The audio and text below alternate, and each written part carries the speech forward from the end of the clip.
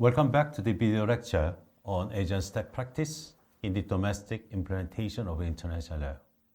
This time we are going to talk about the environment. And we are going to talk about the environment and environmental treaty regime in depth and breadth. The environment section comprises the 4 subsections which fall loosely in 2 categories. The first is that implementation of the environmental treaty regimes within Asian domestic legal system. And the other one is that environmental rights and climate change relate to litigation within Asian domestic legal systems. Each of these categories is in turn divided into 2 further subdivisions. The first category comprises discussions on the first, biodiversity-related treaty regimes, and second, plastic waste management and trade regulation, and third, substantive and procedural environmental rights as well as environmental reform of the judicial institutions, and fourth, a comparison between the actuality of the European-based climate litigation and the potential for similar Asian-based litigation, especially in China. Asia is a highly diverse region with natural assets, the breaching political, the social and cultural boundaries. Several globally recognized biodiversity hotspots are located within terrestrial Asia. These include, for example, in India, the eastern Himalaya mountains, in the Burma tropical region, the western Ghats mountain range of India, the island of Sri Lanka, mountains of the southwest China, the eastern Melanesian island Indonesia, the Walasi Island in Indonesia, the Philippines archipelago, and Japan's island. Asian waters are also very rich in marine biodiversity with Southeast Asian waters, in particular the Slough-Slawesi seascape, playing host for the most species diverse coral reef of any place on the planet. Different national approaches to biodiversity protection across Northeast Asia, South Asia, and South Asia demonstrate how Asian states are motivated to domesticate international environmental legal obligations. The rapporteurs and academics reviewed national and regional state practice implementing the Convention on International Trade in Endangered Species, in short, CITES, the Convention on Biological Diversity, CBD, and Ramsar Convention on Wetlands, with a particular focus on implementation of the CITES. Historically, Asia has been a region with high diversity and hub for trade in biodiversity.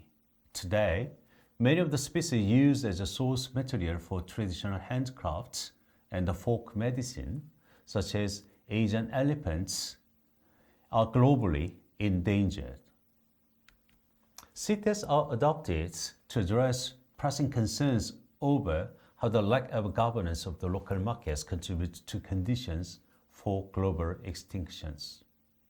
Many Asian states are active, major importance, and experts for endangered species. The CITES Secretariat's most recent data set listing the top 10 importing and exporting countries for various trade terms between 2014 and 2018 noted as follows. The China, Vietnam, and Cambodia were ranked number 1 to 3 respectively for exporting live mammals, and Indonesia and Vietnam were numbers 3 and 6 respectively for exporting live reptiles. Indonesia was number 1 for exporting live wild coral and the raw wild coral.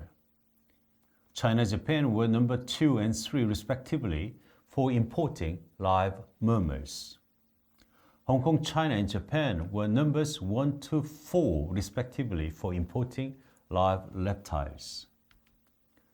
Japan and South Korea were numbers 2 and 4 respectively for importing raw wild coral, and Vietnam and India were the top 2 importing countries for live wild orchid. Malaysia was ranked number 4 for importing horns, and Japan and Philippines were ranked number 8 and 9 respectively for exporting ivory carvings. And Japan and China were ranked numbers 3 and 4 respectively for importing ivory carvings, while Singapore and South Korea were ranked numbers 9 and 10 respectively. China was number 1 for importing tusk, while Japan and Vietnam were ranked numbers 5 and 7 respectively.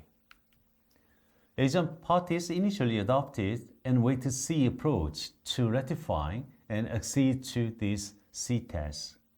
No Asian states was original party to the treaty when it went into effect on 1st July in 1975. Indeed, Asian states were entirely slow in acceding to CITES. Among the earliest parties were Nepal and Pakistan and India. And Malaysia and Indonesia, the first also, they joined that category. The first Southeast Asian state to accede to CITES was Japan, and China followed a year later. Even among the Asian states parties, Asian states have generally been slow to adopt amendments to CITES, such as a Bonn amendment to review the financial support for the CITES Secretariat, and Gabon the amendments to permit accession by regional economic integration organizations to CITES. Before the Bonn Amendment went into effect in 1987, April 13, only 5 Asian states, India, Indonesia, Japan, Nepal, and Pakistan, accepted the amendment. In the first decade of the Gabon the amendment, which required 30 years to go into effect, only Brunei, China, India, Philippines, and Sri Lanka had accepted that amendment. Domestic implementation of various components of CITES has also been very slow. While each state in the region has adopted general legislation implementing CITES, a specific species registration has in general only been adopted in the face of the diplomatic pressure, a threat to formal sanctions, or recommendation to suspend trade. For example, in May 1993, China prohibited the manufacture of medical products containing tiger and rhinoceros parts only after CITES Standing Committee ordered China to cease importing tiger bones or the rhinoceros horn or to face the sanctions on Chinese products. International pressure through the United States, the threat of applying trade sanctions under the U.S. Pali Amendment triggered more extensive implementation of the CITES by China, Singapore, South Korea, and Japan. In general, the Asian states have been reactive and not proactive in specific CITES implementation. International reputation matters to many Asian states, and domestic policies do change in response to international drivers. After CITES Conference of Parties voted in fall 2016 to close domestic markets for ivory, China announced in December 2016 that it intends to comply with this decision. In recent years, Asian states have sought to improve the domestic implementation of the CITES through more extensive regional corporate effort supported by the work intergovernmental organizations, including Regional Development Bank. For example, in February 2012, the several Asian states, including India, Bangladesh, Bhutan, China, Indonesia, Malaysia, Nepal, Thailand, and Vietnam, participated in the Head of Policy and Customs Seminar on Tiger Crime organized by the International Consortium on Combating Wildlife Crime and Interpol, a United Nations Office on Drugs and Crime, and the World Customs Organization to focus on combating the criminal trafficking in endangered species. Following this meeting, enforcement office in Asian states continue to build relationships and networks with each other through groups such as the Regional Intelligence Liaison Office for the Asian Pacific region to share the alerts on wildlife trade involving, for example, during 2019 and 2020, the sandalwood and live reptiles. The preference for the regional implementation of international obligation is further reflected in the adoption of other biodiversity conventions, such as the Ramsar Convention, which has been widely adopted by the Asian states. Implementation has been supported by the Network for Regional Cooperation, including government actors, as well as the NGOs and corporations and local committees. The Regional Center for East Asia, which comprises Asian parties to the Ramsar Convention across East, Southeast, and South Asia, provide regional, sub-regional, and national training on various topics, including practical cooperation to manage transboundary wetland sites in priority areas like the Yellow and West Sea, Lower Mekong River, and Bay of Bengal. Cross-border cooperation and coordination is a mainstay of the implementation of international obligations. Other examples of sub-regional efforts include Northeast Asia's sub-regional program for environmental cooperation, with the numbers of the members are participating, including China, Japan, Mongolia, North Korea, South Korea, and the Russian Federation, coordinating activities around inter-area, the nature conservation, and marine protected areas. This NEA-SPC was originally established under the UN Economic and Social Commission for Asia and the Pacific, in short ESCAP. Work under the NEA-SPC program reflects sub-regional implementation of global biodiversity treaties. For example, under the auspices of the NEA-SPC, the state have held workshops and consultations between 2014 and 2018 on migratory birds, Amur tigers, and leopard designed to identify transboundary corridors and critical habitat sites to advance both national and regional biodiversity efforts.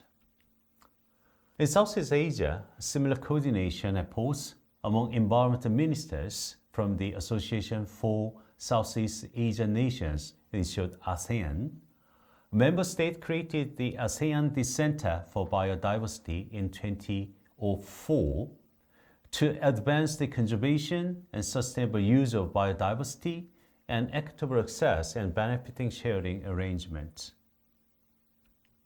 An example of transboundary biodiversity-based sub-regional cooperation include Greater Mekong, the sub-regional, the biodiversity conservation corridors, which include Cambodia, Laos, and Vietnam, and the heart of the Borneo Initiative include Brunei and Indonesia, Malaysia, and the Sulu-Sulawesi marine areas within the Coral Triangle, including Indonesia, Malaysia, and the Philippines. In South Asia, the South Asia Cooperative Environment Program reflects a similar sub-regional institutional approach as the ASEAN Center for Biodiversity by coordinating state effort through the formal creation of a secretariat, governing council, and consultative committee. The program helps the member state design and update national biodiversity strategy and action plans. In South Asia, there are also formal transnational biodiversity efforts, including the Tri-Arc landscape wildlife corridors, for example, India and Nepal, protecting the Bengal tigers and other endangered species. All these examples suggest a very strong propensity to approach implementation of international environmental obligation by building relationship within state, within a region, and by developing both the formal iterative, the network, and less formal consultative, the institutions to achieve and share the biodiversity objectives. These relations tend to be sub-regional based and focus on efforts with Northeast Asia, South Asia, or the South Asia. There is, however, less biodiversity cooperation across Asia's three major regions. While ASEAN states and Asian states frequently ratify and accede to multilateral biodiversity-related international environmental agreements, implementation is often not realized until there is a broader, the sub-regional efforts invested in transboundary implementation. Intergovernmental organizations such as ASEAN drive some of these coordinated efforts. In other instances, individual states have catalyzed action with the sub-region. In other instances, the state within a sub-region agreed to cooperate informally. For example, in 2019, Chinese and Japanese CITES authorities shared domestic legal information, exchanged views on CITES-related issues, including trade in ivory and shark, and confirmed ongoing efforts to cooperate. Programs that seem to have great success in terms of the longevity are those that have national ownership, where states within a sub-region, either through formal institutions or informal consultations, invest state resources in implementation of international biodiversity treaty-related committees. Thank you very much for your very kind attention.